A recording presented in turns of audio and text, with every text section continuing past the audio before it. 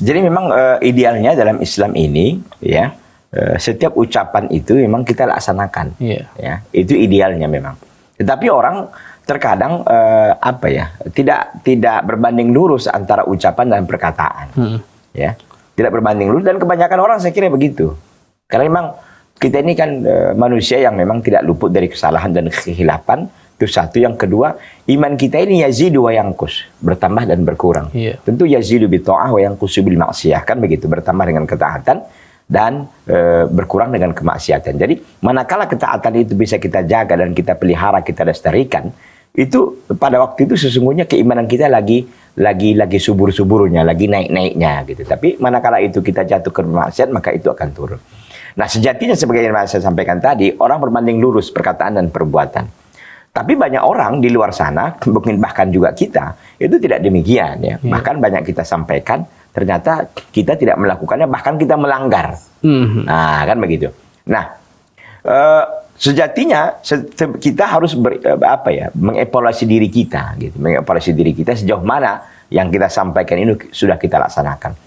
Tadi ada orang yang mencari seseorang yang selalu ideal. Nah, kan begitu.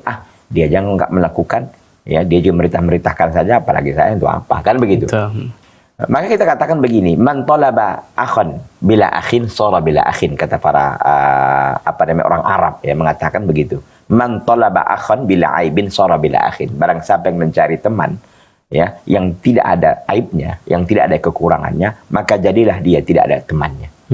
Mengapa? Karena tidak ada manusia yang tidak punya kesalahan dan kekhilafan. Oleh karena itu kita katakan bahwa sejatinya orang menyampaikan itu melaksanakan juga.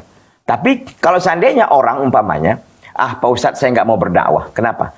Karena ketika saya berdakwah saya tidak melakukannya, saya berat.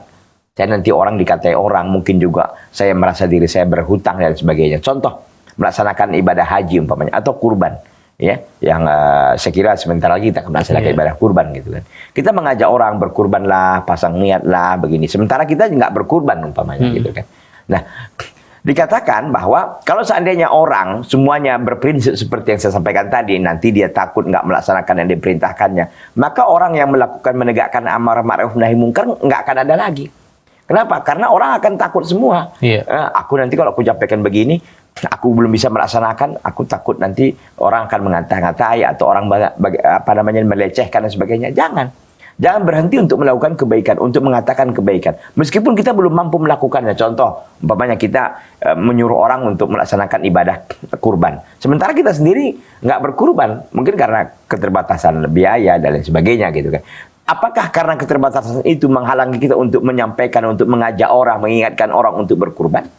Padahal itu adalah ibadah yang agung di bulan Zulhijjah nanti. Tentu tidak. Meskipun orang akan mengatakan, Anda kok bicara saja, antum kok bicara aja, tapi pelaksanaan nggak ada. Makanya kita katakan, kita harus sadarkan bahwa kalau seandainya orang-orang kayak kami ini nggak ada, gitu kan, tidak ada yang mengatakannya, begitu mengajak orang, siapa yang akan nanti mengajak ini?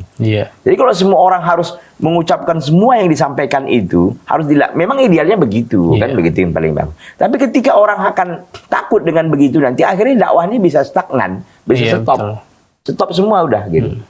Umpama kita katakan, mari kita sholat berjamaah 5 waktu. Kita ajak orang gitu. Tapi kadang-kadang kita umpama di rumah juga telat, masbuk juga, apa juga gitu kan. Itu manusiawi sekali lah, wajar gitu. Nah, kalau seandainya orang harus berprinsip semua dikatakan dilaksanakannya dengan sempurna semua, maka orang nggak akan ada berani lagi berdakwah. Gitu. Kenapa? Karena itu tadi orang akan menilai, oh ini nggak melaksanakan. Bukan begitu, sejatinya begitu. Tapi manusia ini kan bertingkat-tingkat dalam ibadah dan ketakwaannya kepada Allah. Jadi jangan sampai berhenti,